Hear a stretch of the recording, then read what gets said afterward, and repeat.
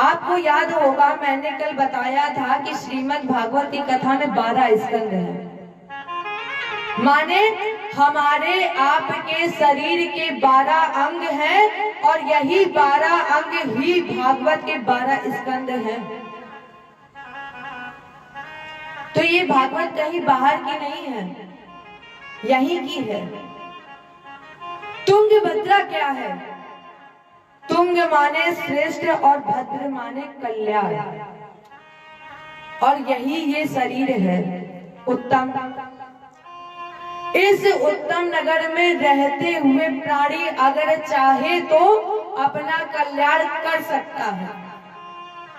इस उत्तम नगर में रहते हुए अगर प्राणी अपना कल्याण करना चाहे तो वो अपना कल्याण कर सकता है। लेकिन अब अवरोध किस बात का है? धुंधली। धुंधली माने वासना। उस समय अगर आपने अपनाया गोकर्ण, उस समय अपने कान को भागवत की कथा में लगा दिया तो मन की वासना रूपी भूख मिट जाएगी। ये 7 गांठ का बांस मर जाएगा। और अगर ये बात ना माने तो एक 7 गांठ बांस का गांठ और है।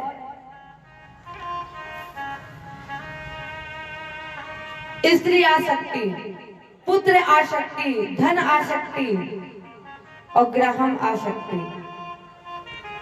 ये जो आसक्तियां हैं ये भी 7 गांठ की बांस की ही हैं। एक 7 गांठ का बांस और है। काम, क्रोध, लोभ, मोह, मद, मत्सर, ये सब भी 7 गांठ का बांस है।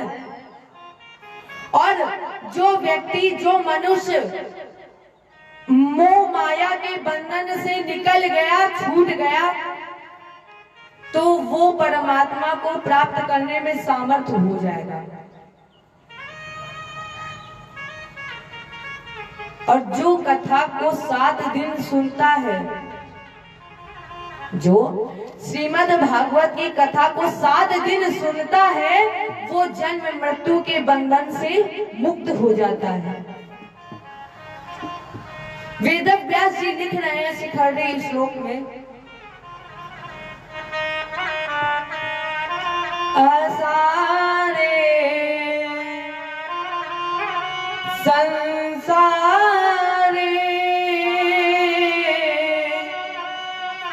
विषय विष संगा कुल धीना, क्षरार्थे क्षेमार्थे पीवत सुख गाथा कुल सुधा, किमर्थे व्यर्थे भो प्रगति कुपधे कुत्सित कथेन परिचित तत् साक्षी। परीक्षित इस बात का साक्षी है कि उसने जब श्रीमद् भागवत की कथा सुनी तो वो जन्म मृत्यु के बंधन से छूट गया। परीक्षित तत् साक्षी यचवर गति मुक्ति युक्ति कथने। जो कह रहा है कि जब भागवत जी की कथा सुनी तो मुझे मुक्ति रूपी गति प्राप्त हो गई। अब हम क्या करें फिर? पीवत सुख गाथा कुल सुधा, फिर क्यों ना इसे क्षण प्रतिक्षण जब भी समय मिले तो जरूर गाएं। क्या? गोविंद मेरो है, गोपाल मेरो है, गोविंद मेरो है, गोपाल मेरो है, गोविंद मेरो है, गोपाल मेरो है, गोविंद मेरो है, गोपाल मेरो है, शिवा के बिहारी नंदलाल मेरो है, श्रीमा के बिहारी नंदलाल मेरो है, गोविंद मेरो है, गोपाल मेरो है, गोविंद मेरो है, गोपाल मेरो है, शिवा के बिहारी नंदलाल मेरो है, श्रीमा के बिहारी नंदलाल मेरो है, गोविंद मेरो है, गोपाल मेरो है, गोविंद मेरो है, गोपाल मेरो है, गोविंद मेरो है, गोपाल मेरो है, गोविंद मेरो है, गोपाल मेरो है, गोविंद मेरो है, गोपाल मेरो है, गोविंद मेरो है, गोपाल तो आपको जब भी समय मिले क्षण प्रतिक्षण एक बार जरूर बोले, गोविंद मेरो है, गोपाल मेरो है। क्योंकि जब तक ये नहीं चाहेंगे तब तक इस पृथ्वी का एक पत्ता भी नहीं हिल सकता है। और हम कब याद करते बिहारी जी को जब बहुत दुखी होते हैं, जब हमारे ऊपर संकट आ जाता है। परमात्मा ने कभी ये नहीं कहा है कि तुम काम ना करो। परमात्मा ने अपने भक्तों से कभी ये नहीं कहा है कि तुम कर्म ना करो, बल्कि भगवान ने जो संदेश दिया है, कर्मणा जायते जंतु और कर्मणेव विवीयते, सुखम दुखम भयम क्षेमम और कर्म बाधित पद्धते। भगवान ने बाबा नंद से गिरिराज पूजन के समय क्या कहा था? बाबा इंद्र वर्षा करेंगे ये सोचना कायरों का काम है। केवल भारत भूमि ऐसी भूमि है जो कर्म भूमि है, और इस कर्म भूमि में तन मिला है। इस कर्म योनि में भारत में नर तन कर्म योनि है, और जब ये नर तन मिला है तो हमें कर्म करना ही चाहिए। हाँ, लेकिन एक बात ये जरूर है कि कर्म करने के बाद एक वाक्य जरूर बोलना चाहिए, ओम परमात्मनम अस्तु। जो कुछ भी है वो सब आपका ही है। अब गलती हम आप कहाँ करते हैं? जितना अच्छा हम लोग करते हैं, ढिंडोरा पीट के पूरी जनता को बताते कि हमने ये किया है। हमने अगर मंदिर में दान भी किया है तो दोनों हाथ उठा के गली में का ढिंडोरा पिट जाए कि हमने 10 लाख रुपए का दान कर दिया है। पर कोई अपने बुरे कार्य नहीं बताता है। सब ये चाहते हैं कि हमने जितने भी बुरे कार्य किए हैं सब छुपा लें। अरे प्यारे, तुम जनता से तो छुपा सकते हो, लेकिन एक वो व्यक्ति ऐसा है, वो भगवान है, जिसके सामने तुम कुछ भी नहीं छुपा सकते हो। अब ये मनुष्य तन मिलता कब है? जब 50% पुण्य और 50% पाप, जब पाप और पुण्य बराबर होते हैं, सम होते हैं, तब हमें मिलता है ये शरीर। अब जब ये शरीर मिला है तो अब हम इसमें चाहे तो भजन कर लें, चाहे तो पाप कर लें और चाहे तो पुण्य कर लें, ये तो हमारे ऊपर है ना। भगवान थोड़ी ना कहेंगे आके ऊपर से कि हमारा भजन करो आके। अच्छा, आप लोगों से अगर एक बात पूछी जाए कि आप ये श्रीमद् भागवत की कथा सुन रहे हो, ये धर्म है कि अधर्म है, तो सब लोग यही कहेंगे कि ये धर्म है। अब आपसे ये पूछा जाए कि आपको ये किसने बताया कि ये धर्म है, तो आप सबसे पहले यही कहोगे कि हमारे बुजुर्गों ने कहा था कि भागवत सुनोगे तो ये धर्म है। और फिर भी कई लोग ऐसे हैं जो अपने बच्चों से कह देते कहाँ कथा सुनने जा रहे हो, अभी ये कथा सुनने की तुम्हारी उम्र है। अरे प्यारो, उम्र कब निकल जाए ये किसी को पता नहीं होता है। चलो ठीक है, आपने बच्चों को कह दिया कि कथा ना सुनो, आप बड़े हुए, जवान हुए, तब भी आपके घर वालों ने कह दिया कि बेटा कथा अभी मत सुनो, अभी पढ़ाई करो। और फिर बुढ़ापे में तो आधे लोगों को दिखाई नहीं पड़ता, आधे को सुनाई नहीं पड़ता। इसलिए जब भी मौका मिले एक बार ठाकुर जी को याद करना ही चाहिए। ये हमारी वैदिक परंपरा है और जो वेदों से हमें ज्ञान दिया गया है। वेदस्य स्वरूप नारायण और नारायण स्वरूप वेद। जो वेद से हमें मिलता है उनके अनुकूल आचरण करना ये धर्म है।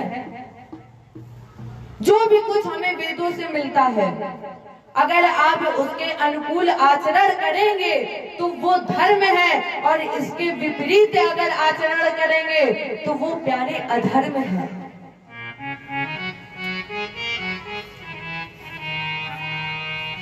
प्रतिकूल आचरण किया तो फिर 83,99,999 योनियां हैं। और अगर हम वैदिक व्यवस्था के अनुकूल चले तो फिर हमारे आने के लिए खुलते हैं मुक्ति के दरवाजे। अगर हमने इसके अनुकूल प्रतिकूल आचरण किया तो इसके लिए हमारे आपके लिए खुलते हैं मुक्ति के दरवाजे। मुक्ति है क्या? मुक्ति है किसी भी बंधन से छूटना। अब हम सब लोग किसी ना किसी कार्य में बिजी ही रहते हैं, हर एक बंधन से जुड़े हुए हैं। तो मुक्ति का मतलब है किसी बंधन से छूटना, और हमारे आपके ऊपर केवल दो बंधन हैं। पहला बंधन है, महाभारत में प्रमाणित किया गया है कि हमारे आपके ऊपर जन्म से लेकर मृत्यु के समय तक एक ही बंधन, कामना का। केवल एक ही काम करें। हम सभी काम तो करते हैं, लेकिन काम के साथ साथ कामना भी करते हैं। यही कामना का बंधन है। एक कवि ने लिखा है, जग में जन्मे और जब बाल भय, और तब एक रही सुध भोजन की। जब इस संसार में आए तो केवल एक ही कामना कि मिल जाए खाने को कुछ। जब बाल्यावस्था में थे तो केवल एक कामना थी कि भोजन की, कि जल्दी से कुछ मिले, खाए, पेट में जाए। और तन में करुणा आई, जब तन में कुछ लगा तब घर के कामों में लगे, भगवान को तो भूल ही गए। और जब बुढ़ापा आ गया, कब आ गया ये तो पता ही नहीं चलता कि कब जवान, बच्चे से बड़े हुए, बच्चे से बुढ़ापे में पहुंच गए। तो पहला वरदान कामना का, जिस दिन हम कामना के बंधन से मुक्त हो जाएंगे, जिस दिन हम कामना के बंधन को तोड़ देंगे और जिस दिन हम कामना पर विजय प्राप्त कर लेंगे, जिस दिन हमारी कामनाओं का दमन हो जाएगा, उस दिन हमें परमात्मा को कहीं ढूंढना नहीं पड़ेगा। परमात्मा तो कण कण में है ना। ऐसी जगह कोई भी नहीं है जहां परमात्मा हो ना, हर एक एक कण में है। बस हमें उन्हें देखने के लिए चाहिए नेत्र, कि हम उन्हें कहां देख रहे हैं।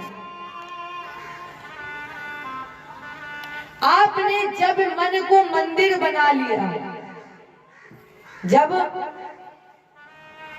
आपने अगर मन को मंदिर बना लिया तो परमात्मा तुम्हें मन के मंदिर में ही मिल जाएंगे। फिर क्या इन पत्थरों में ढूंढने की जरूरत पड़ेगी? जब तक आप मन को मंदिर नहीं बनाएंगे तब तक आपको इन पत्थरों में भी भगवान नहीं मिलेंगे। और जिस दिन आपने मन को मंदिर बना लिया, उस दिन प्यारे परमात्मा को कहीं ढूंढना नहीं पड़ेगा। और जब आपके नेत्रों से रामायण सुनते सुनते, भागवत सुनते सुनते नेत्रों से अश्रु नहीं बहने लगे, तो प्यारे ये समझ लेना कि हमारे सामने साक्षात राधा जी का प्राकट्य हो गया है। यही हमने कामना का दमन कर लिया तो ये निश्चित है कि परमात्मा मिलेगा ही। और अगर आप इस बंधन से मुक्ति करना चाहते हैं तो वेद व्यास जी लिख रहे हैं, निगम कल्प तरोर गलितम फलम मुक और सुख मुका। वो कह रहे हैं निगम कल्प तरोर गलितम। निगम कहते हैं वेद को। वेद रूपी कल्प वृक्ष की डाल पर एक पक्षी बैठा था जिसका नाम है सुख। सुख माने तोता। अब दोनों विधाओं से ये निश्चित है कि सुख के द्वारा जिसमें चोंच लगा दी जाए वो फल मीठा हो जाता है। कितना अच्छा भगवान ने बनाया तोता को, कि तोता जिस भी फल में चाहे जितना कड़वा हो, अगर वो चोंच लगा दे तो वो फल मीठा हो जाता है। अब अगर हम इसकी तुलना करें तो इसकी तुलना हम आम के फल से कर सकते हैं। अब एक ही बात बताइए कि आम के गूदे में स्वाद है कि आम के छिलके में स्वाद है? अगर हम इसकी तुलना आम के फल से करें तो ये बताइए प्यारे, इस आम के फल में गूदे में स्वाद है कि छिलके में स्वाद है? अगर छिलके में स्वाद होता तो लोग फेंकते फेंकते भी गुठली को 4-5 बार चूसते हैं। इसी तरह हमारे परमात्मा की कथा है। आप अगर उसमें चले जाएंगे तो फिर उसके बाद निकलने का कोई रास्ता नहीं है। जो भी बिहारी जी के पीछे लग गया है वो कभी लौट कर वापस नहीं आया है।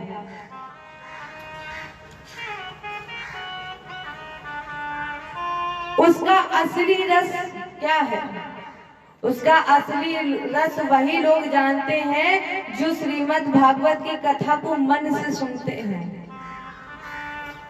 क्योंकि राम